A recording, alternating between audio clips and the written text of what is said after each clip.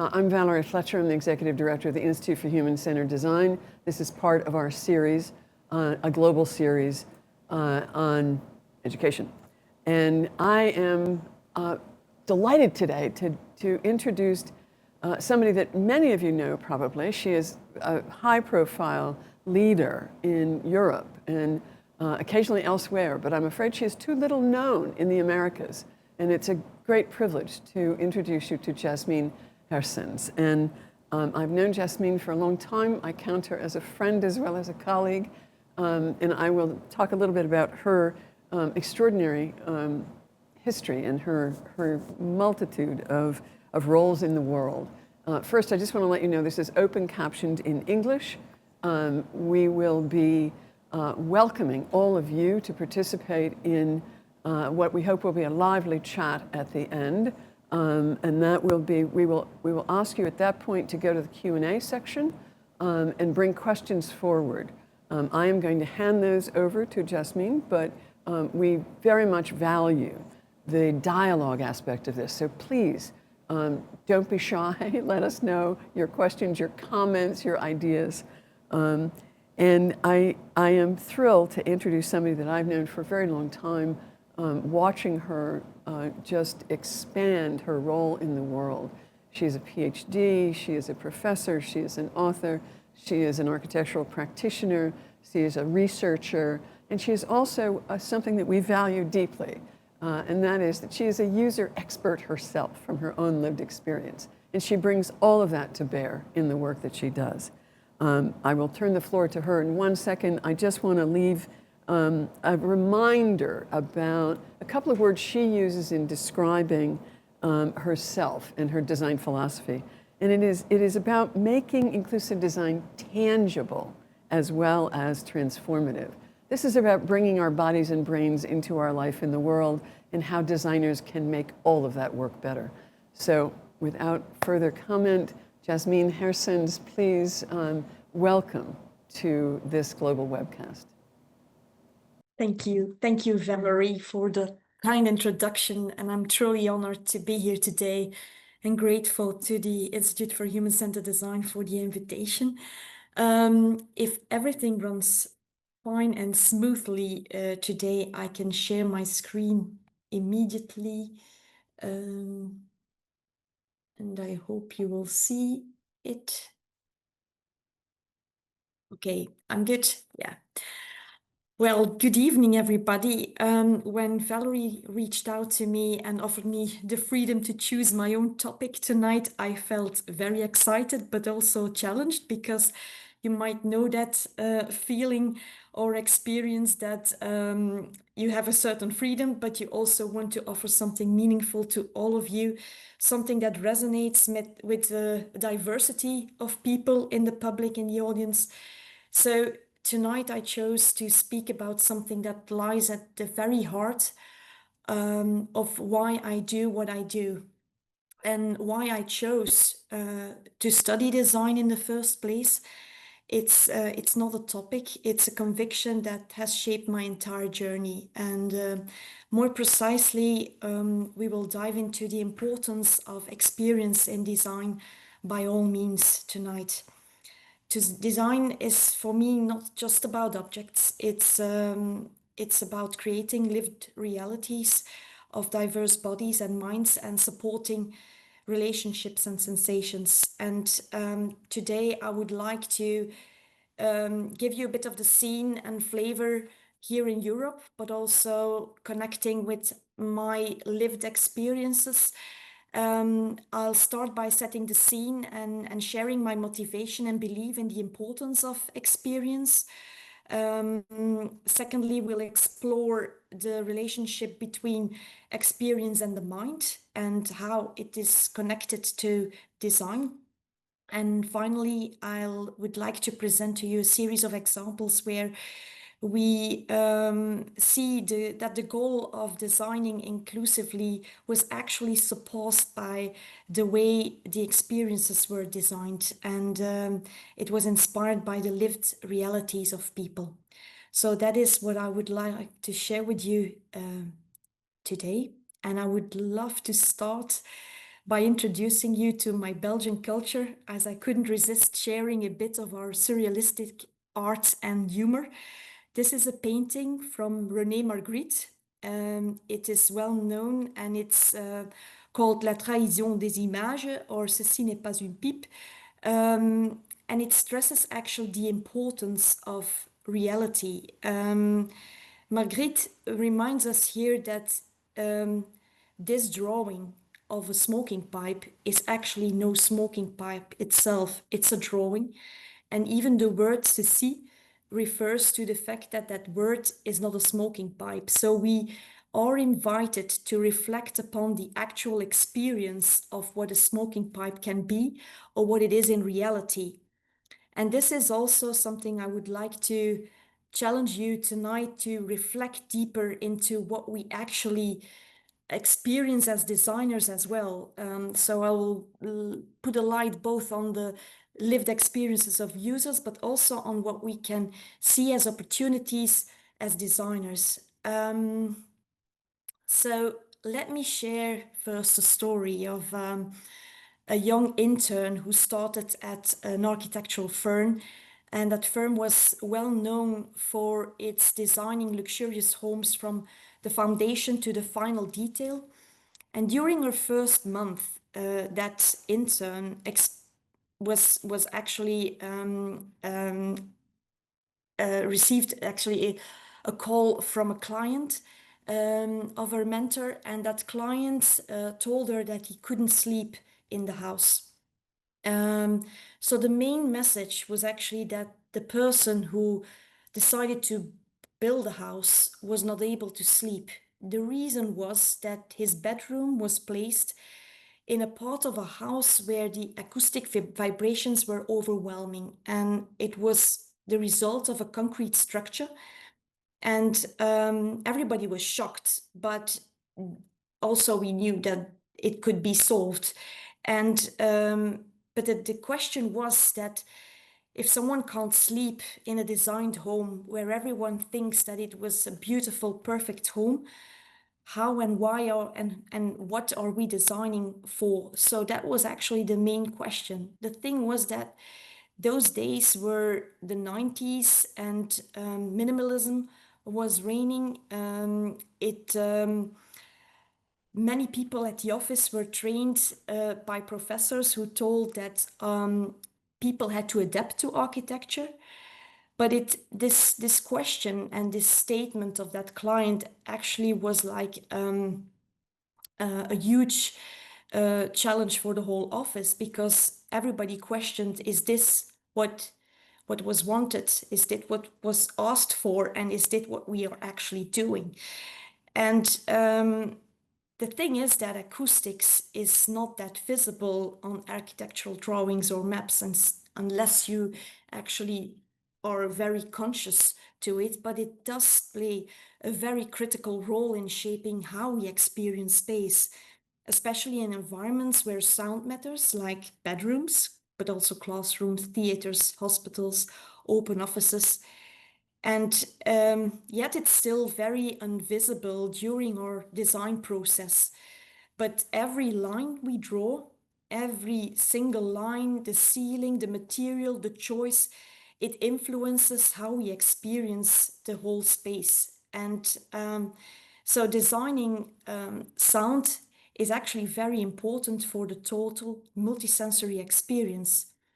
But like I just told you, we design very visually, and very visually for the visual sense in the first place. But we often forget other senses or other experiences, and they can we actually represent sound, emotion, memory, or even neurodiversity or neurodiverse experiences on our plans or maps?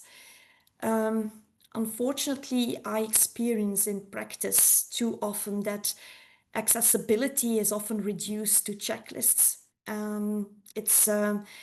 It's probably linked to the fact that it was the result of a long time of activism that resulted into policy making, which then resulted into checklists. But I don't believe that we can capture inclusion by checking off some tick boxes, definitely not the sensory experiences. So this actually brings us to why experience is so important. Experiences is important both in the lives of users, the people who buy or use the design, but also in terms of professionals. And that is also a part that sometimes is forgotten. Professional designers also are in need of tools, but also in terms of experiences in themselves of the design process, that as a good experience. And design is an expertise that cannot be captured by checklists alone. It requires a lot of expertise. And we need good designers for those creations of those excellent experiences, and definitely also for good inclusive design. But on top, too often, inclusive design is framed as a burden. But what if you would look at it as an opportunity? And this is what I want to ask you today. What if design becomes more successful and more human when inclusion is embraced, and when inclusion comes into the whole design process, that your design can actually be better than other designs? It can be different as well. The reason why I show you this picture is it's an image showing a public toilet, and it's labeled as accessible on paper. So on the checklist, this public toilet is accessible for wheelchair users, for people who are blind. But if you can see it, you can see that the toilet is standing just next to two garbage bins, so people who are in a wheelchair cannot actually do the transfer. So after the whole public toilet has been constructed, probably people thought, oh, we are in need of a garbage bin, we will place it over here. But this makes the public toilet less inclusive. On top, the tiles are all white. Colors are often not visible on architectural drawings, instead, unless you design on sketches as well, and you are very clear to the constructors what they have to use. But this toilet is in reality or on paper approved as an accessible toilet, whereas in terms of experience, many people will feel barriers and feel in need of other support. Another example is this staircase. And you can see two signs in blue with white letters saying, please, you are obliged to hold the handrail when going down the stairs.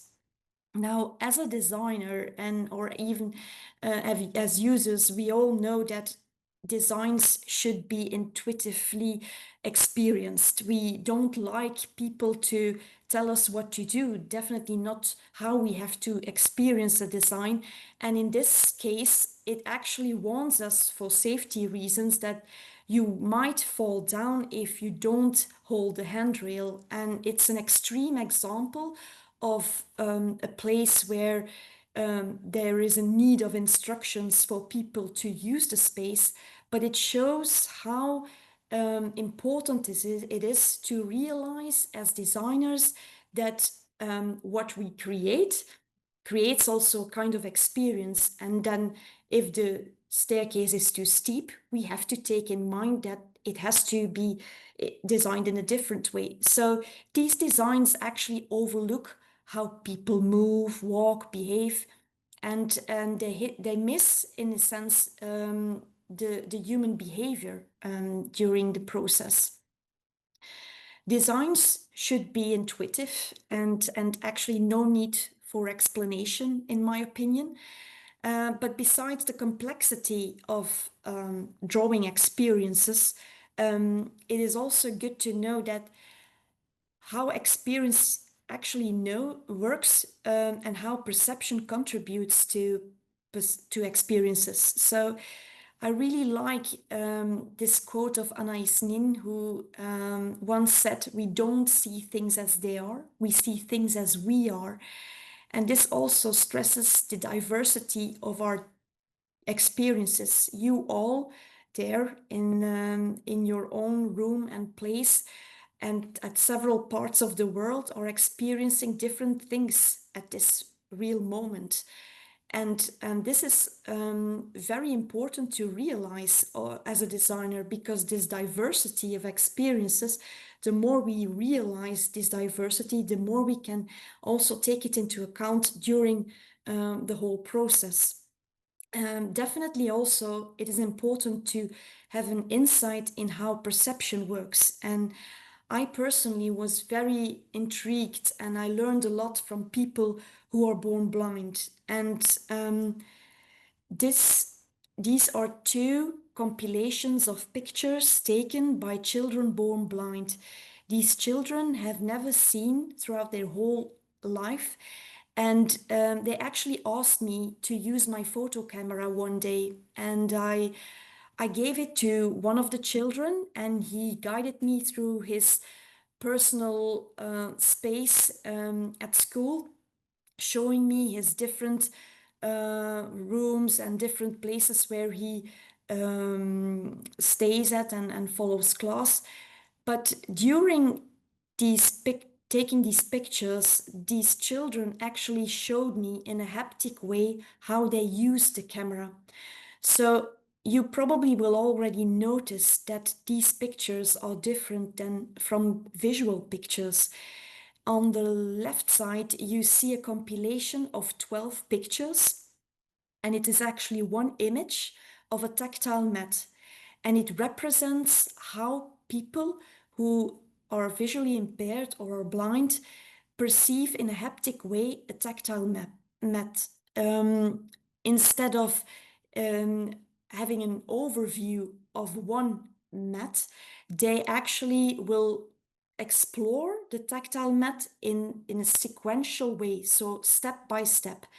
So instead, you get a puzzle of different images that is together, these 12 images form one image for this person.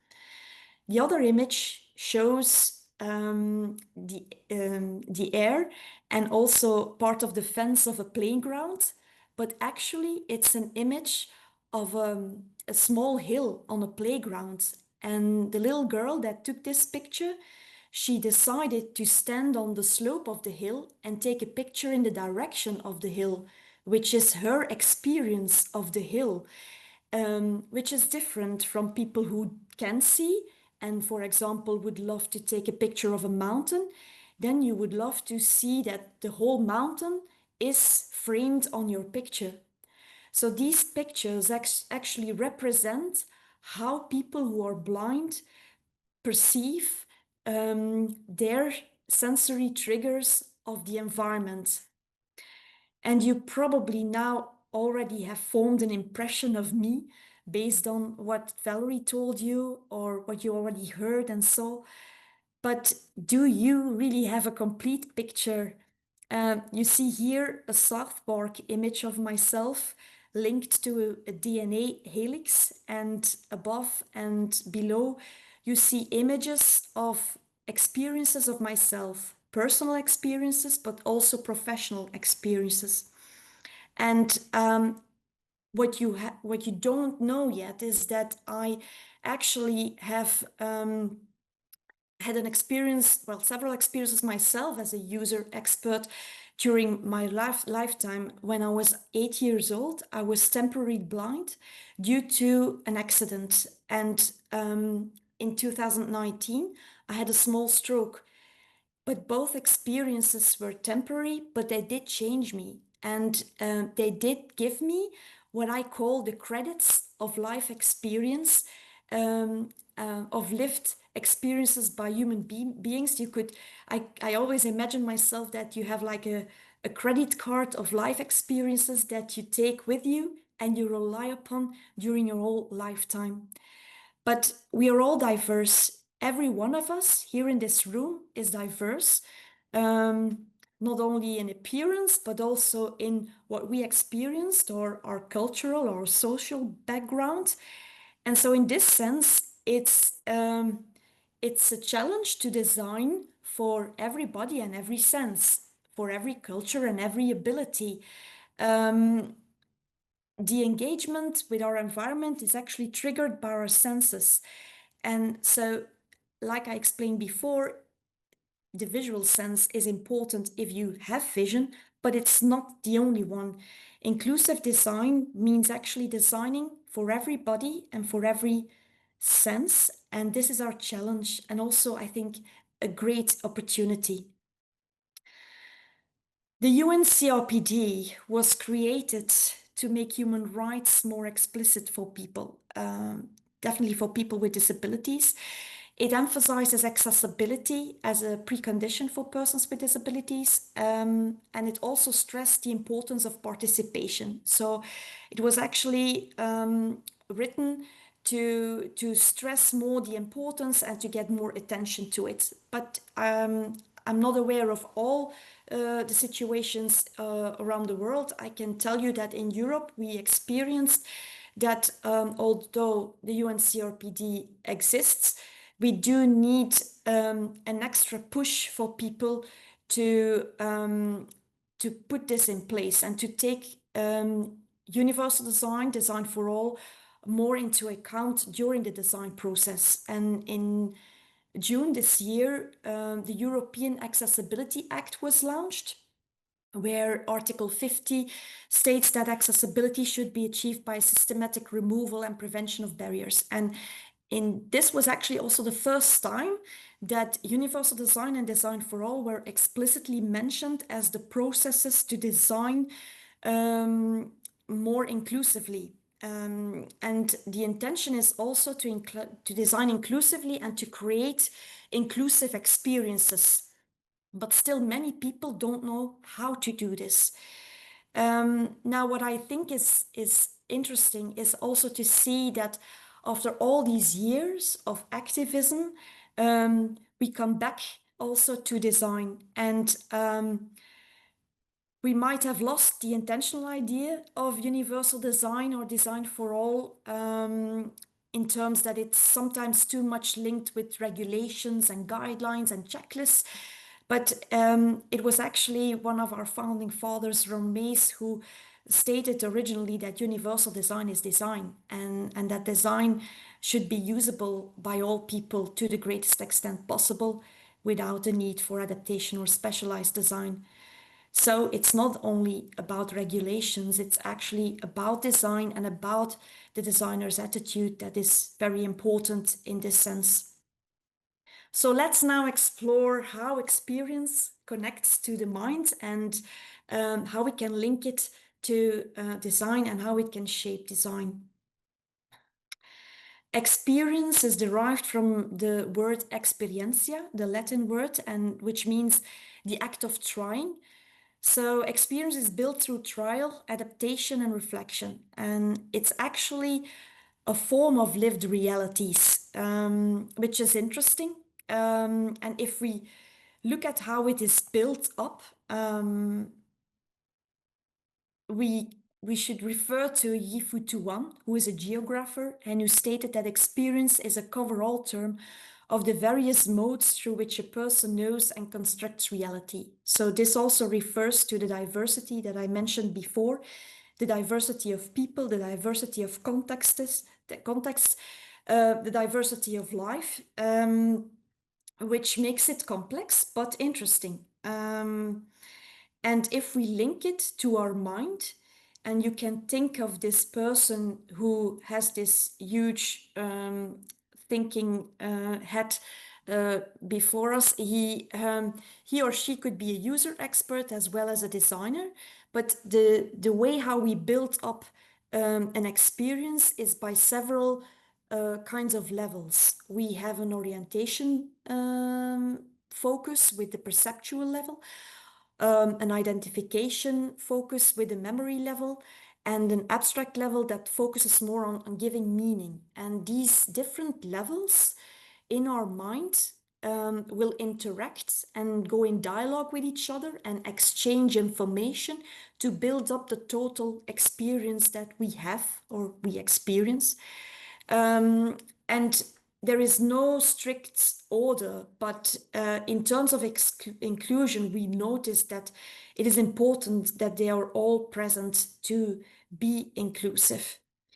Another thing is that we should be aware that the mind is embodied. It's not only thought, it is fed with content and also bodily content. Every movement, every process that we experience will transform the mind, and it's in that sense also relational and provides also many information to many people.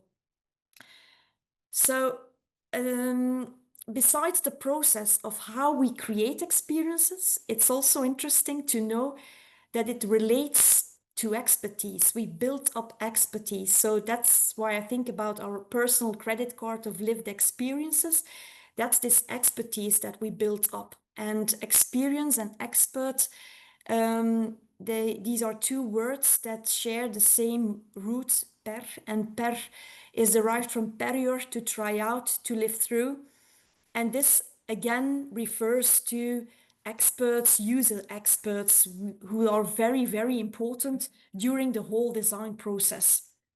And one of my favorite interior designers, who unfortunately passed away in 2004, is the Belgian interior designer Maarten van Severen, who in my mind captures the idea of experience and expertise very well together. Maarten van Severen designed one of the Vitra chairs, which you might know. It's the one here above. And he designed it for many years, and he was also not only interested in how people experienced it, but also by the actual design of the chair. And when he thought it was finished, he called a friend of his, and that friend was at that moment in a cafe in Ghent. And he said, "Can you come down? I want to show you a new design." And he says, "Yes, I'm in a cafe." "Oh, well, take a cab, take a taxi cab, and come to my home and bring the taxi driver as well." So this friend drove to Maarten van Severen, and he entered his atelier, and there this chair was. And Maarten van Severen invited both his friend and the taxi driver to test the chair. Now, it was really interesting to hear this story, because Maarten really understood that a taxi driver actually is sitting a whole day in his car and knows very, very well how a chair should be and how when a chair is comfortable. So this is an example that shows that where the expertise of design comes together with the expertise and the experience of user experts. So experience is not a box to be ticked, but it's a process, just like Maarten van Severen did. During his whole design process, he invited friends, family, experts like the taxi driver and his friend to come over and to test the design. And in this sense, an inclusive design process is also an iterative process where you invite users throughout every stage in the process. And I hope in the near future we don't even have to name the process an inclusive design process, but we are just convinced that it should be like this.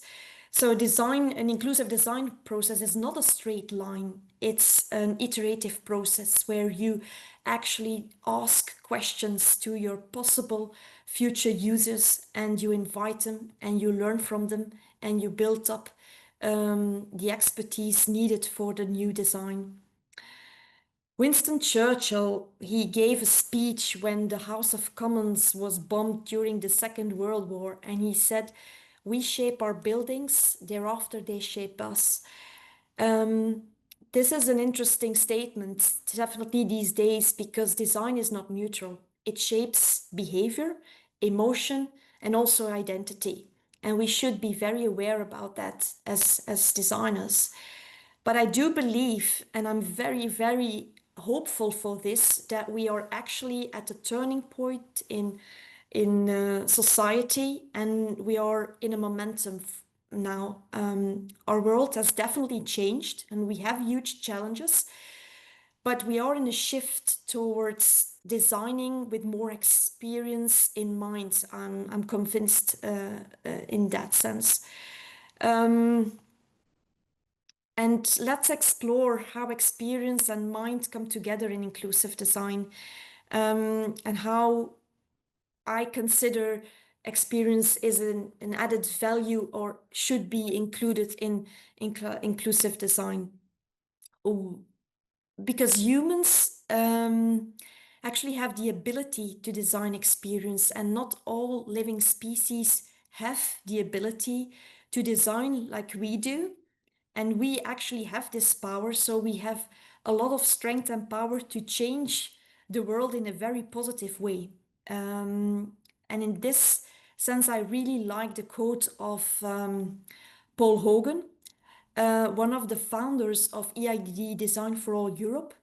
So in Europe, we also use the term design for all next to inclusive design and universal design. That's another lecture, but it depends on who brought the term to the country, which term is used. But so Paul Hogan was one of the founders of Design for All Europe, and he states good design enables, bad design disables. So design can actually liberate or it can limit, it can include, but it can also exclude. So we actually are having the power to design feelings of inclusion and exclusion. And the way this is triggered and stimulated can be designed by means of our sensory experiences. In the coming slides, I will dive into some examples together with you, and I divided them according to the different senses. So we'll start with acoustics. Like I told earlier, acoustics is very important. In experiencing an environment, it gives a true expression, but it's not always that visible, or people don't always realize why a space feels strange or it feels good, and that it's linked also to the sound of a space.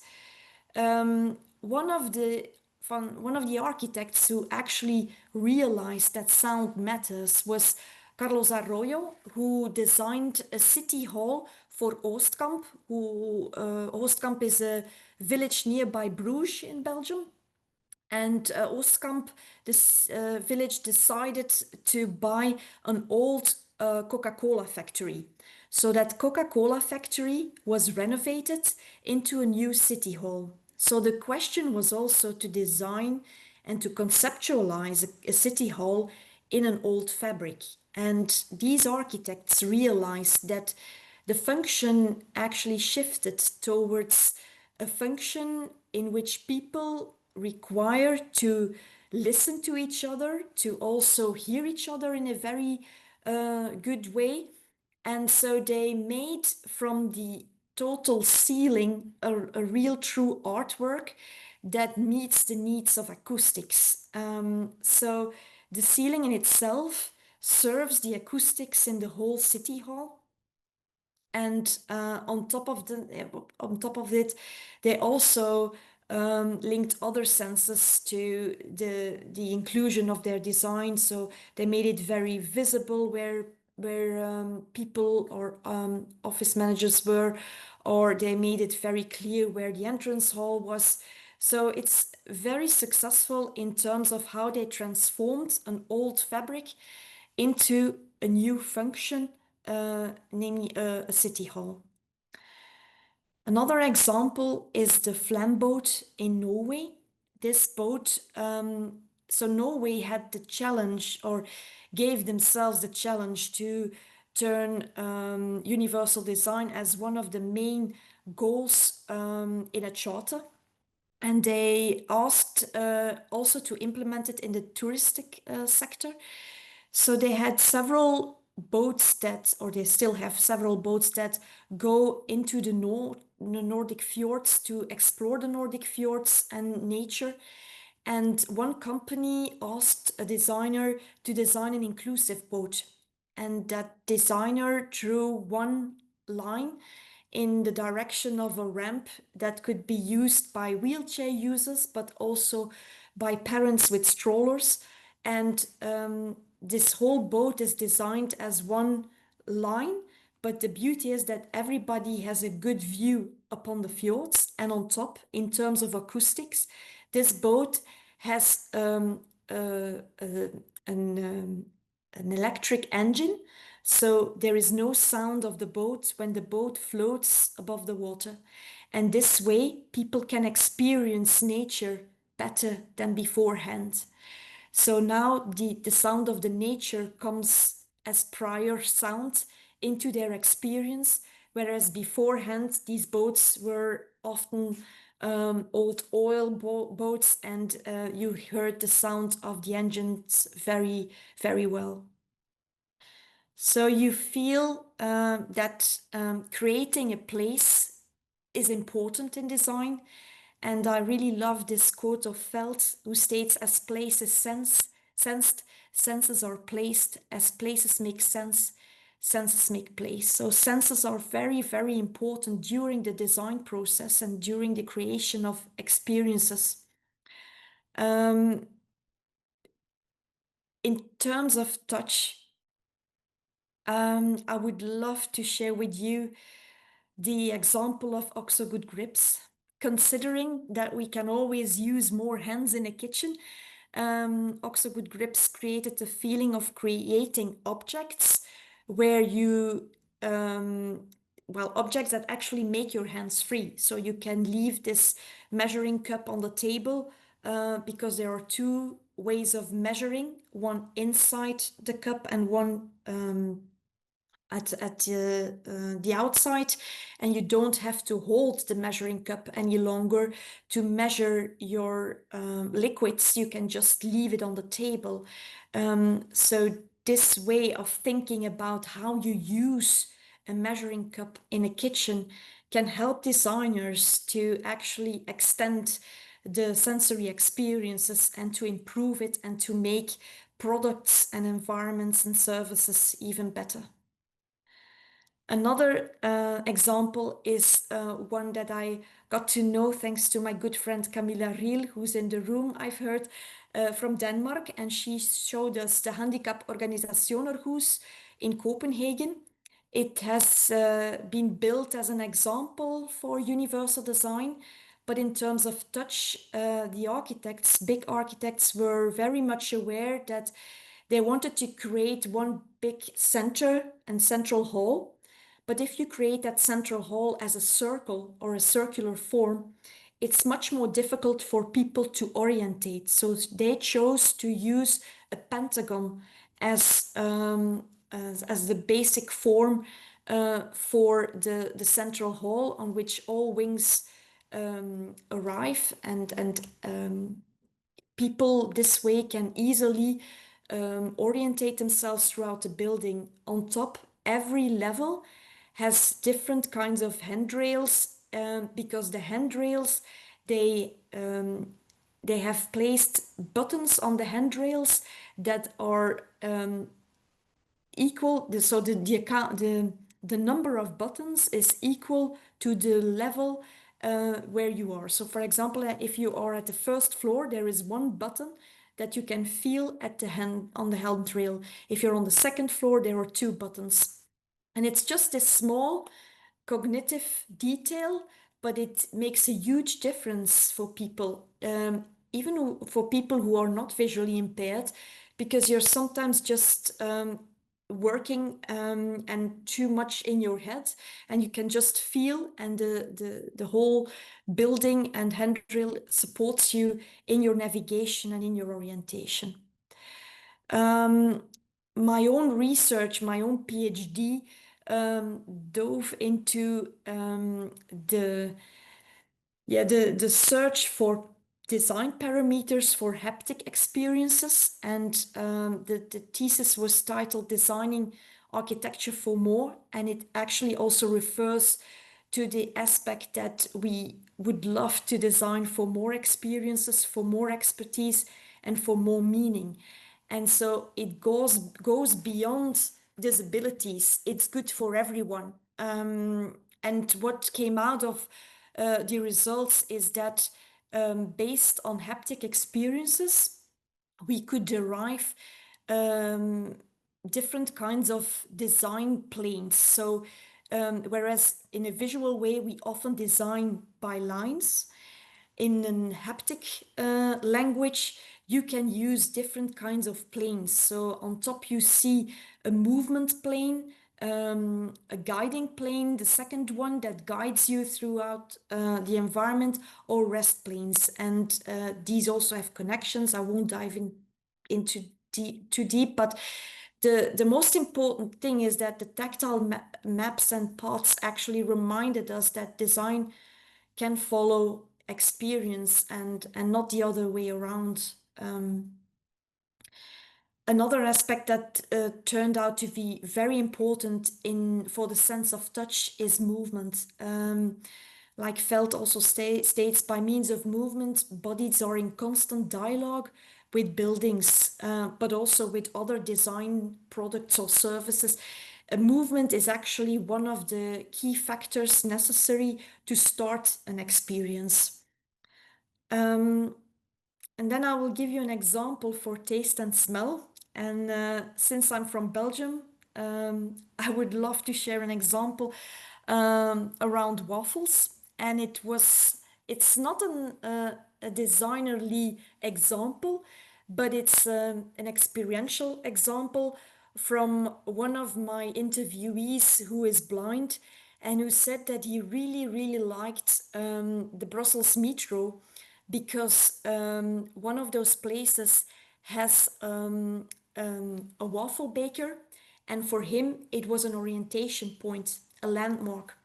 So smell and taste can actually work in environments and for design as huge landmarks. And they're also olfactory aspects are also very important in terms of memory. So if you want to bring people back to certain memories with your design, or you want to give them a certain feeling, the smell is very, very grateful to use. We in Belgium, we are often reminded with waffles to our childhood or to certain bakers that we know. So it gives a good feeling, and it also reminds us of certain memories. Although I've mentioned that vision is our primary sense if we can see, but it's not the most important one. They are all important, they interact with each other. Vision is also important, and it's sometimes even, although we do design so visually, it's also sometimes forgotten on the design table. And the importance of vision is, for example, necessary in our medieval city centers, where we still have a lot of medieval heritage that is protected. And for example, here you see the Korenmarkt in Ghent, which used to be a parking lot in the 70s. But then the city decided to make the city center more walkable and more inclusive. But on top, they did want to keep their medieval appearance. So vision was also important. So the dialogue started between the heritage services and the city, how they could meet those needs. Cobblestones do have their medieval protection, but on the other hand, they are also challenging for bikes, for wheelchairs, for high heels, for people with strollers. So how could we deal with that? And the interesting part is that there are now some constructors in Belgium who are specialized to slice the stones this way that they are still having the same appearance, but they can be used much more easily and much more quickly than the old ones and the more bumpy ones. So actually, experience matters for all of us. It's not only for inclusion, and that is also one of the messages that I want to share with you today. Experience is important for all, so also design for all or universal design is important for every one of us. And as a human society, we need to be aware of that. And one interesting reflection that I want to share with you is the reflection of Alain de Botton, who is an art critic who worked together with Armstrong on a book called Art is Therapy. Then he also referred to the Tate Modern in London. That's a museum designed by Herzog and de Meuron. And he uses that museum and refers and reflects upon the wayfinding system. And he wants to do, or he wants to create, or he wants to reflect, wants us to think about the wayfinding system in a different way.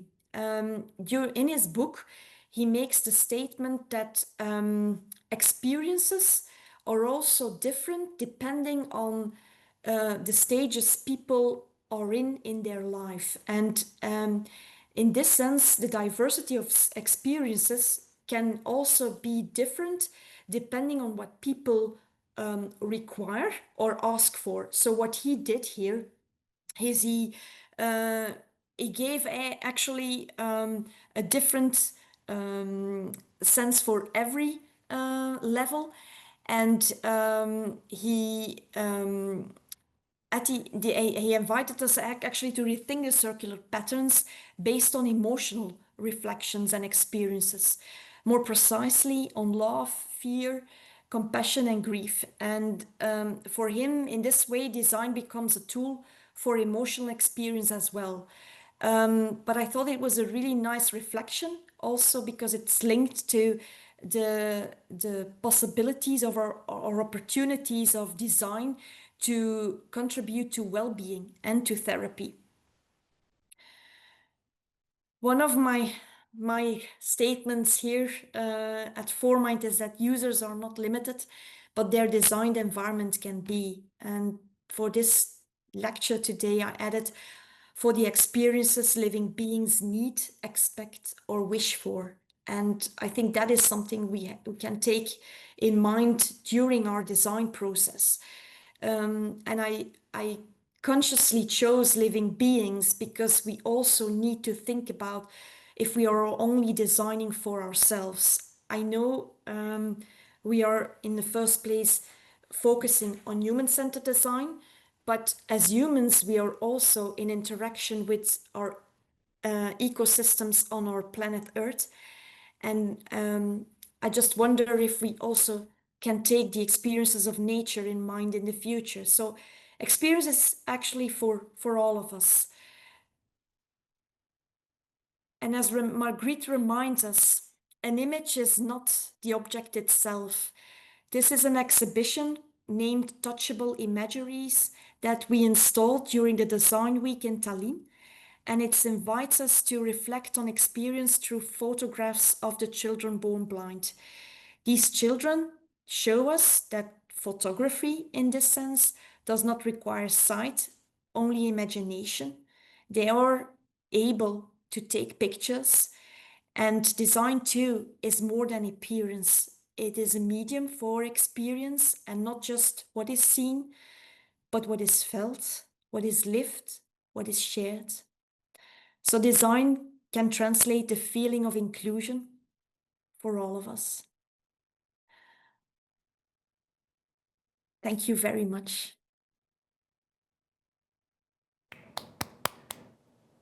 Am I back? Jasmien, I am so thrilled. That was terrific. Really wonderful. You gave it. You gave us so much and so deeply and sincerely. I really appreciate it. Thank you. And just a reminder to everybody, that we are inviting your participation now through the Q&A. Please let us know your thoughts, your questions. I must say, I just want to acknowledge, I'm a big fan of Anais Nin, but that quote that you shared is completely new to me, and it's wonderful. That Yes. we do not see things as they are, we see things as we are. Just a wonderful, insightful piece. And I think one of the things that is really important to us is, because it's so significant in the United States right now, and it's very significant, I know, in the UK, and that is the phenomenon of neurodivergence, and really thinking about designing for people whose sensory experience needs to be designed for. You need to anticipate that. And though you didn't speak to it specifically, it is all so relevant to a population that is a very sizable reality of our societies today. I mean, here in the United States, brain-based reasons for disability, that includes that, though it's not limited to that, is the #1 reason for disability.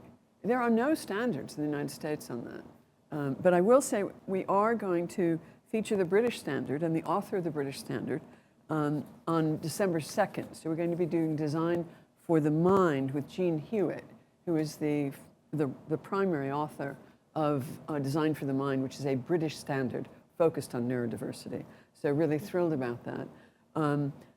We are deeply grateful, and I think part of what you've made clear is that there is such a creative opportunity to get this right and to constantly recognize that it's iterative, it's never over. There is no holy grail in this work. So let's see what people might have as questions. I am hoping that people have stepped up. Let me just see. Very few questions on Q&A. Our dear friend Nat Hosono in Tokyo. It is 2 in the morning in Tokyo. Wow, thank you for attending. I really appreciate it. Wow, middle of the night. And he is he's very much involved. He is a longtime friend and colleague, and he is also a member of the Japan Toilet Association and ISO member on user experience. He was very interested because of technical matters. Could you please repeat again the relationship between toilet and experience page? I think he wants to go back to that one image you showed of the toilet room that was designed to a checklist but didn't work for people. Okay. You don't have to go back to it. You can talk about it. No, you can just talk about it. Okay.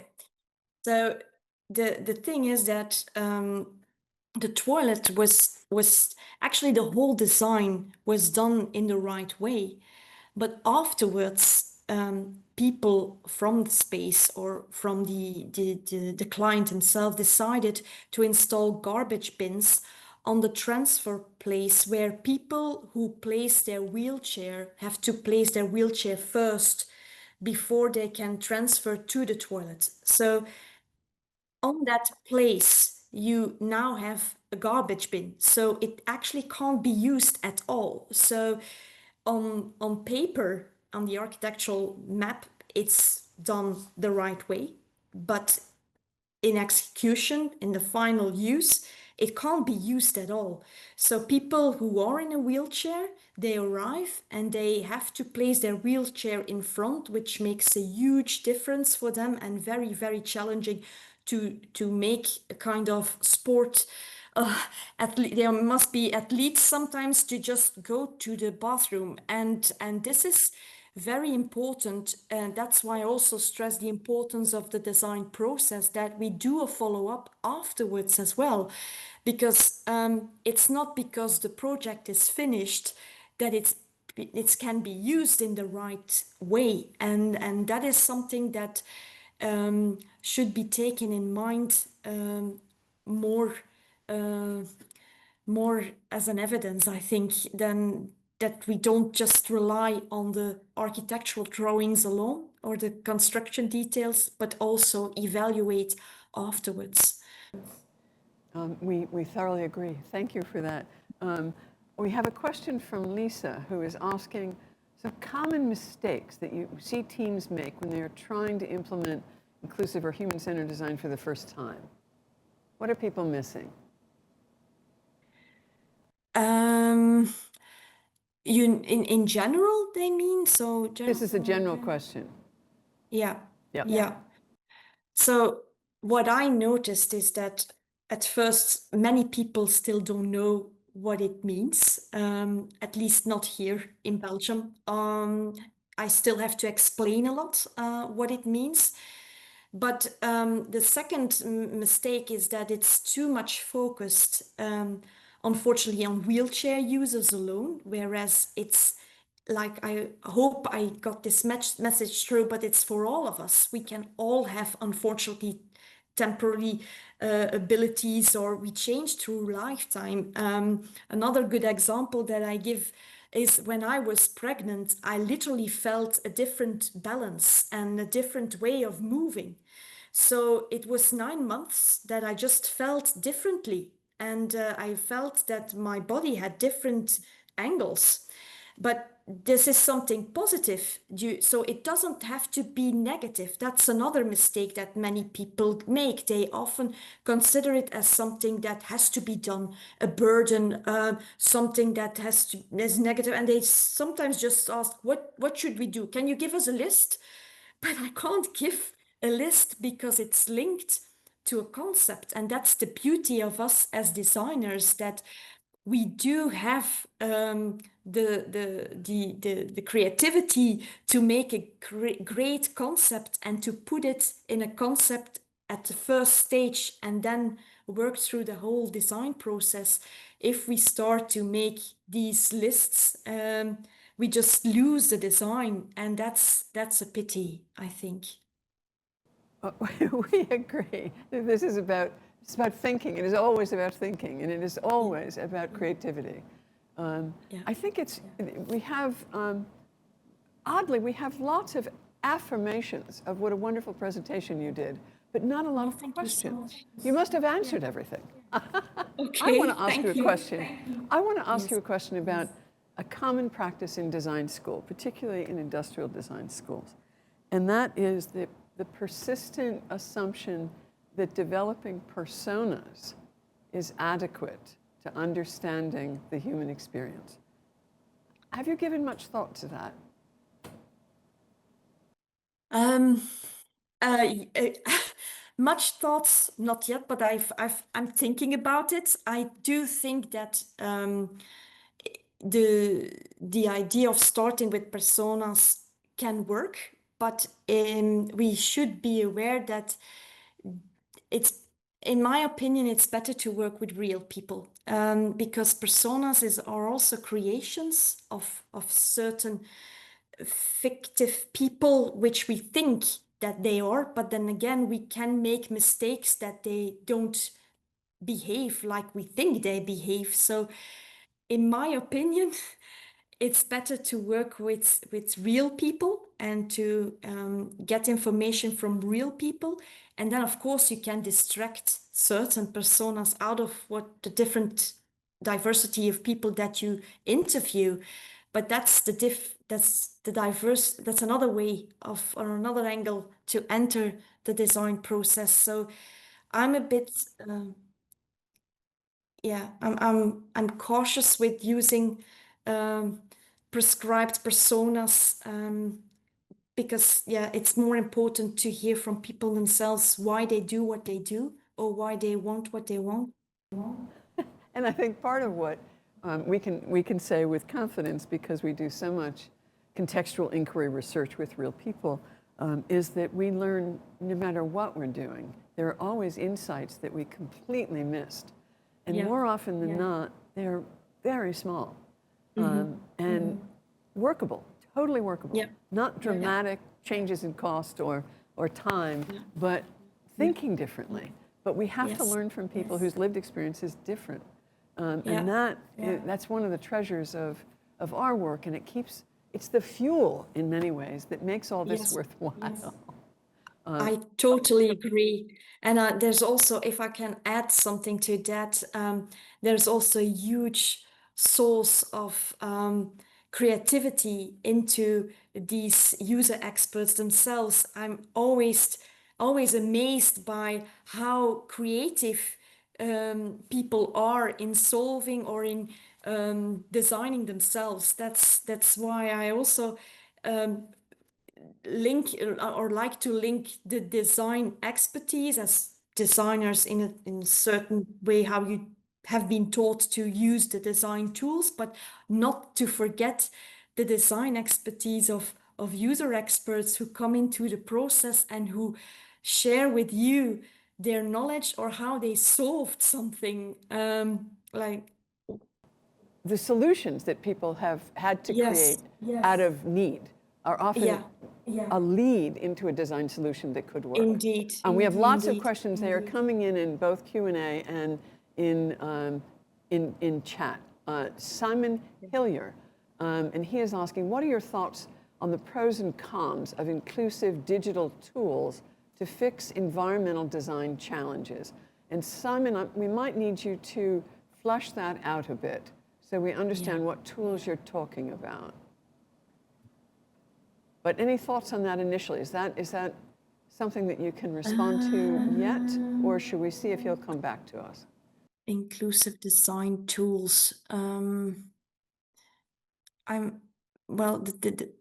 was first thinking that he was speaking about the inclusive design tools on the laptop, but I think it's in relation with environmental design. So I think it's more about VR or AR.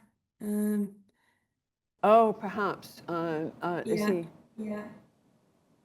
I'm not sure. Simon, what please you get back actually to us mean. with a little more detail. So here is Digital a signal.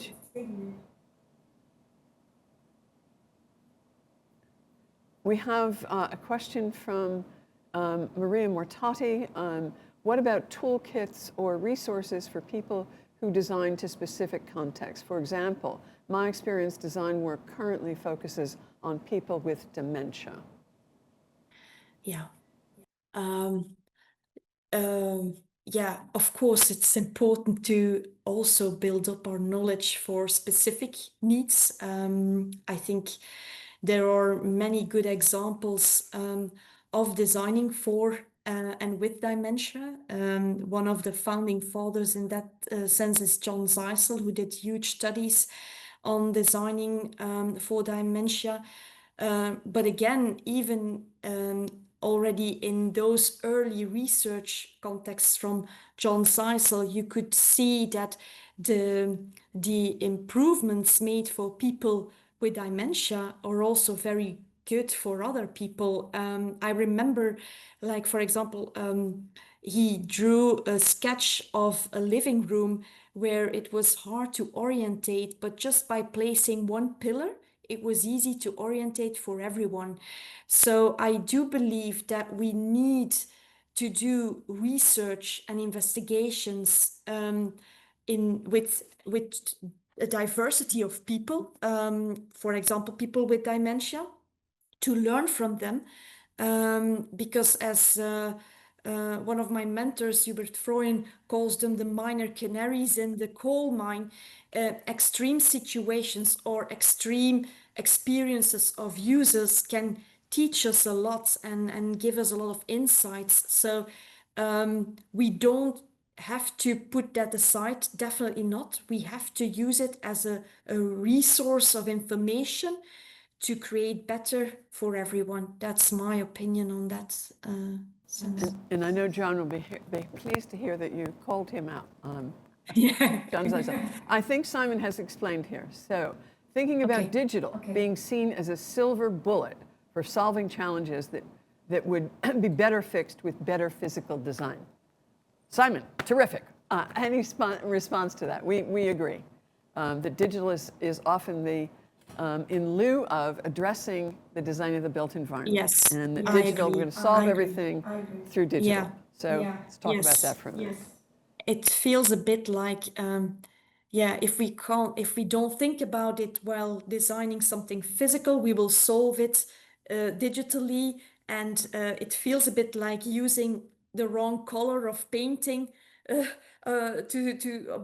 To use a metaphor, to color a room to solve it, but you still see that there are different things in the wall that doesn't that don't work. So it feels a bit not as the right way, which doesn't mean that they can't work together. I do believe that good digital signage, for example, in an airport, can work terrifically to support, for example, wayfinding. But again, these design teams need to speak to each other, and that is also something that is often missed. That there is a design and then it's transferred to another section, but people don't talk to each other. So sometimes the designers of the wayfinding system don't know the concept of the original architect, and then it's a problem, I think, it's problematic. But I totally agree that you can't rely on digital signature alone. You have to, again, think about all senses, not only the visual, the digital visual sense, but also the other ones. Yeah. And I think in our work in one of our significant portfolios is in museums. And in museums, the idea that one can replicate the extraordinary multisensory experience through digital information is clearly false, but frequently is more readily available and cheaper to do than actually taking action on the built environment. Yes. We have Yes. Iris Popescu, who is a friend of yours, a close colleague of ours from Yes. Romania. Iris is also a doctorate in architecture. We are delighted here at IHCD that she is sharing a Fulbright Fellowship this year between us and MIT Department of Urban Studies and Planning. Her question is, first of all, thank you, extremely useful as always. My question is, what do you think fuels the resistance architects show towards going beyond minimum requirements when those are applied at all and actually engaging in the inclusive design process? We have a saying in Belgium, and I will probably translate it completely wrong, but I will do it literally. It's what is unknown is not felt well. So it's if you don't know something, people are not familiar with it and they don't like it. That's a bit the idea, and that's also my experience with architects, at least in the regions where I work.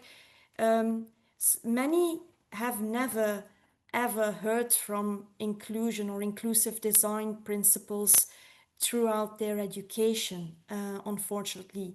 Luckily, this is changing. So this is also part of the shift that I experienced, that we have a lot of good new young architects coming up who do know what the importance is of inclusive design.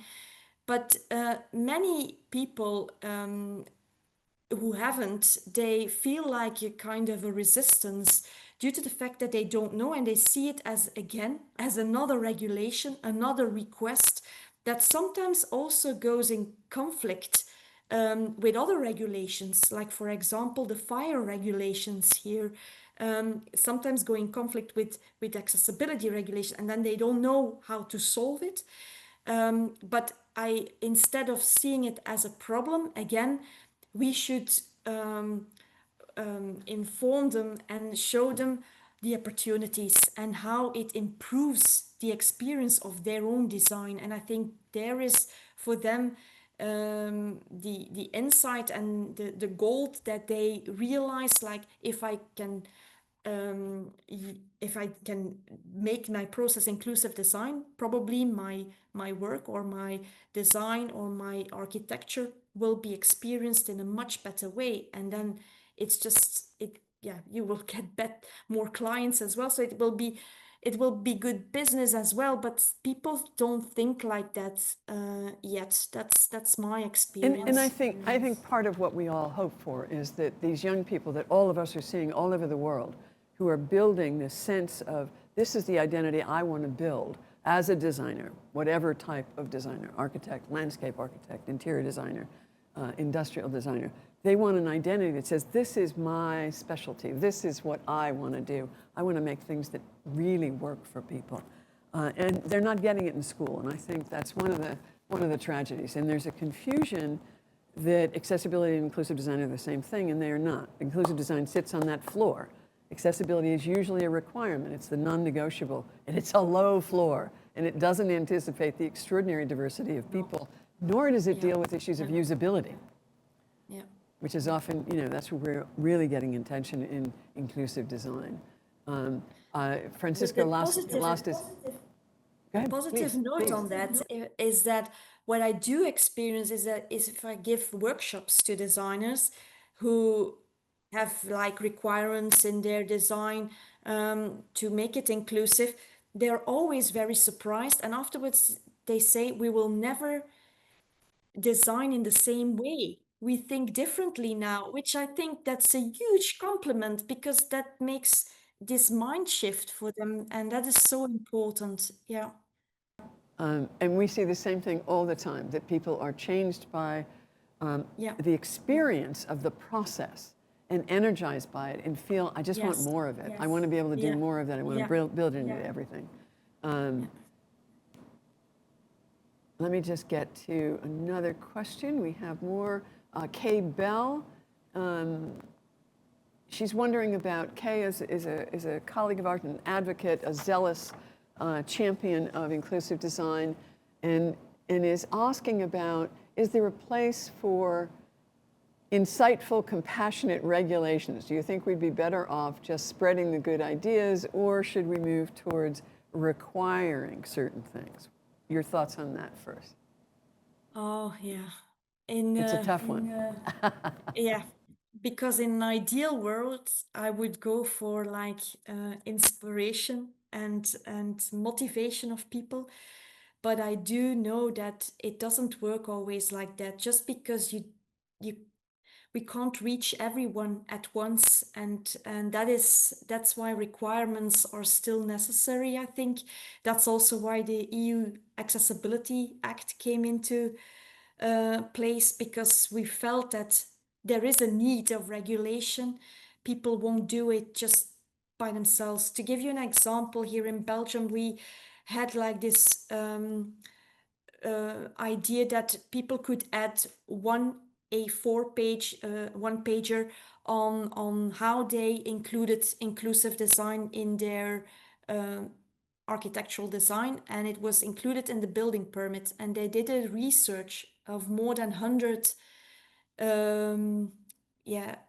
designs, and what they found out is that was terrible. It was that actually many people just didn't reach the final goal that they once attended. So I forgot the real numbers, but I think there were more than over 100 that were investigated, and only 9 actually succeeded in making it inclusive because they checked it afterwards. But if they hadn't checked it, nobody actually knew. So there is no regulation yet, and that is a pity. So it doesn't work without regulation. But we do need both inspiration and regulations. So in our minds, we are very aware that people are often completely confused by what is required. And often it's at different levels. So in a culture like the United States, we have decades and decades of standards at the federal level, codes at the state level, sometimes codes at the local level, and it can eat up all the time you have to figure that out. We try to make that as easy as possible. Let's be very clear, this is the non-negotiable. This is how they relate, pay attention to this one, not that one, this trumps that one. But then to give people guidance, and part of what we're finding is that if you're going to give people guidance about going beyond, about making it better, you have to give people the why. What population, what set of human experiences benefits here? Is it the body? Is it physical? Is it sensory? Is it a spectrum of brain-based issues? Is it improved usability? But to be very clear about that, and to recognize that we have to do a much better job of sharing what we know across the world, which is very much part of why you are here today. We have another question. This is one of our own team, and this is an important question that we grapple with all the time. This is from Megan Dufresne. It seems a little difficult but critical to involve user experts in the design process as a building is being built. However, it may be tough to get feedback on things complicated as construction drawing sets, for example. What would you recommend for getting better feedback and comment during the design phase particularly from people with lived experience. Any thoughts on that? Yeah, well, I think um, it would be great to have a kind of a system for yourself to do have the interaction with people, user experts during the different stages. But I do understand that it's difficult, definitely in a construction phase, where I do think that then the design expertise in the construction place itself of the designers comes into place again. So then the designers need to have the reflection of what did these users tell us.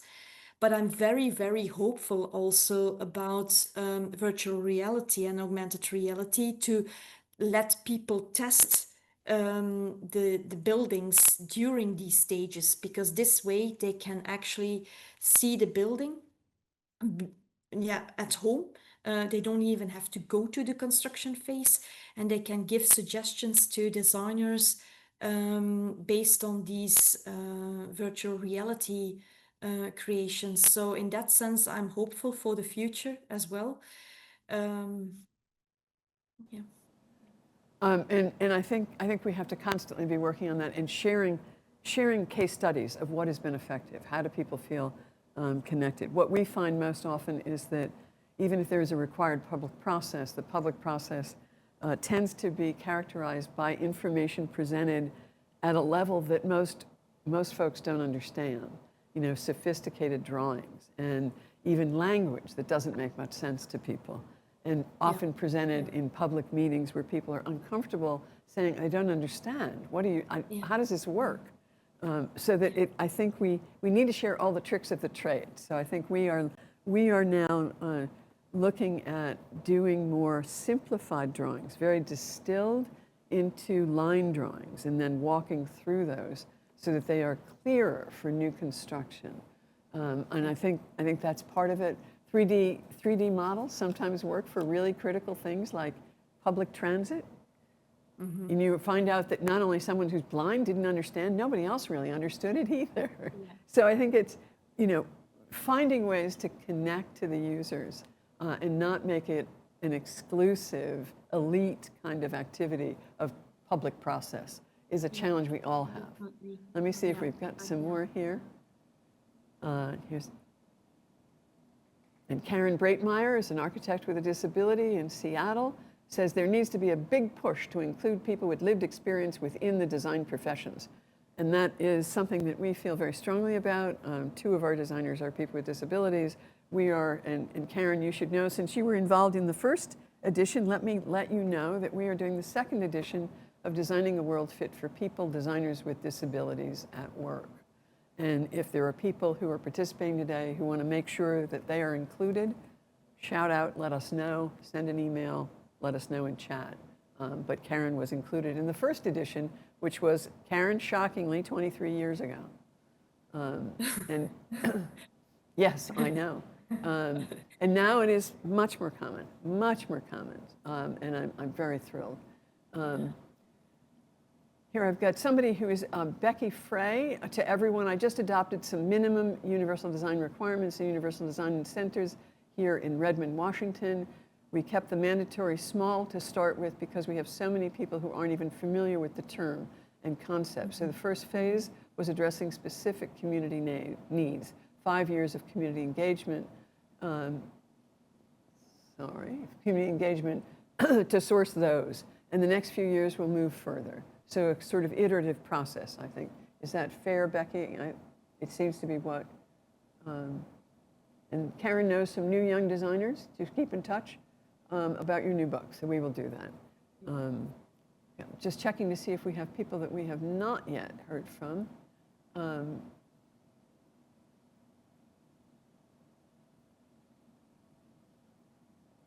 Actually, Maria Murtati, who had spoken earlier, who had a question earlier, is saying,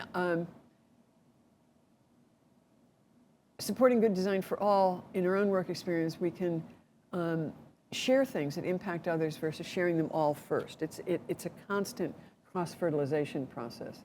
Starting with the experts first, it's a bit of a challenge when you are designing for people that will not know how they will move in the world, or they are or the time they will get there. A low-cost, low-stakes way to do iterative design to ensure that you are doing work. In these cases, you're designing for staff and loved ones. I mean, I think what everybody needs to understand is that the more you do this, the bigger your credit card of tools to use, of insights that you've garnered over time. Every project we do, and we usually have 20 plus at one time, cross-fertilizes the others. It's a constant learning process, and the insights are always relevant, and we are cross-referencing those. So I think a steady commitment to sharing those experiences and sharing more of the insights that we have is a critical step.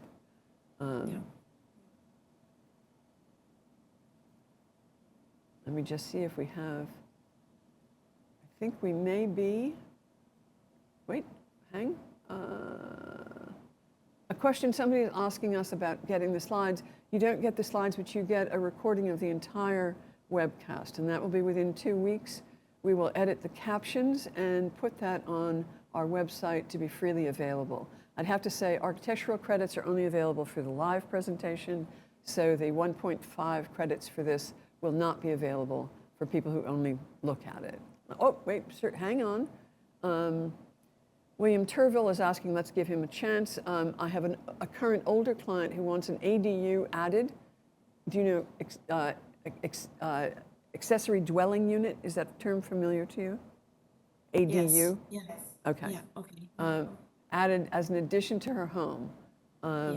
Not permitted by right in Boston for her use when her family moves into the main house. She needs to be as close as possible to this family because those 3 close family members died in the past several years, blah, blah, blah. More detail here. Her deeply personal experience requires this particular design solution as close as possible to her remaining family. Comment on the absolute need for designers to get as much user experience information as possible. Everything is relevant. And I think that it is a wonderful example of sometimes it is about our proximity to other humans that determines what matters.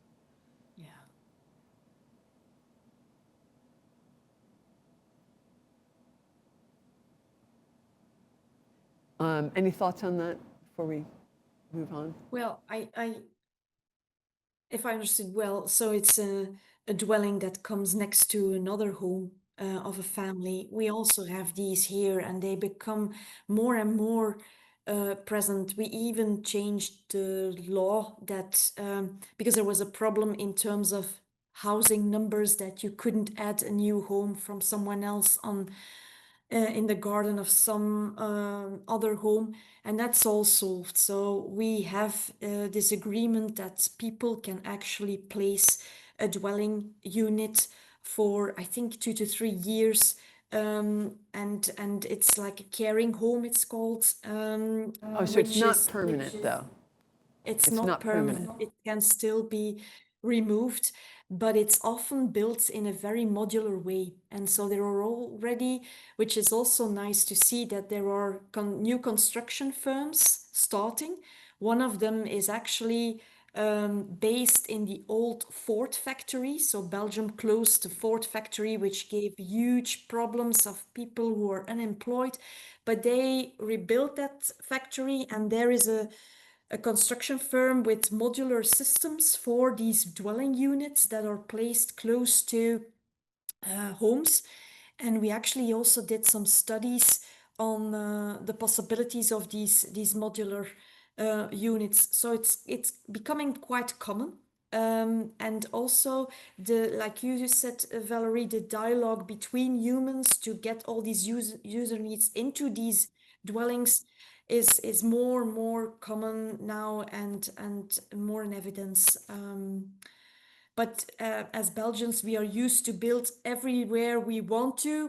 There is a saying, we have a brick in our stomach, so that's why they are not permanent, because they don't trust it that all the Belgians will start to build all these annex modular houses and won't remove them anymore. That's why. But so here they are mostly permanent. They're mostly permanent. They're in garages or small structures or actually part Okay. of the original structure. Yeah. We have a question from James Harrison, who I think we both know. In my experience, I have found that user groups can be very partisan, only aware of their own needs. How do you get a user group that is able to understand the possibility of including other needs? A different problem than we have. Any comments from you first? I actually I recognize it when I just started, I think 18 years ago or something like that. I joined the European Disability Forum, and it's the forum that actually connects all the different user groups to inform the European Commission. And I was actually shocked by how different user groups could attack other user groups. But they're also, in that sense, it's important that we make people aware that it's not one need that is important. We are a human society and we have to take different diverse perspectives in mind. And I've learned that we have to teach people the importance of every person's needs to go along with that. But that is a stage that you have to put into your process before you can actually start. And I agree that it can be very, very tough if you experience it during the process, but it's still a human process. So sometimes people just don't think about others or don't have that reflex of thinking So about part of the other way, let me just share, and maybe we'll close with this, but we actually primarily do contextual inquiry with user experts. And that means a real environment, it's in situ, and it is one researcher with one user expert, and we are documenting what happens at the intersection of the person and each element of the environment that we are looking at. And that delivers really important information. We don't need to know what the law says. We don't need to know. We need to know what happens to you with your particular profile of needs and desires, and how is the interface working. This is the World Health Organization contextual definition of disability. It is this notion that it is at the context that we have to learn what works and what fails and what might work better. And we've actually found that process generally creates, of the people who may be involved in a single event, extremely thoughtful of one another. And they share findings at the end, and that has not turned into an advocacy adventure in which, as in any group, my way is going to be what I want you to hear. In this case, it is most commonly characterized by mutual respect. So Okay. I think maybe it's at a level of a different model of research. Yes. We don't do focus groups. We haven't done a focus group in 19 years. So that is not our method. Anyway, any last words, my friend, since this is certainly not the last we are going to hear from you. You are our colleague and beloved friend, and we are always going to be interested in what you're doing and what your next adventure might be. So a plug for ForMind, your current NGO that you're running, and there's always a book and an article in your pocket. So I know that that is coming, and we will share those with people. Thank you so much. No, thanks. Thank you so much. It was a real pleasure. I really enjoyed it.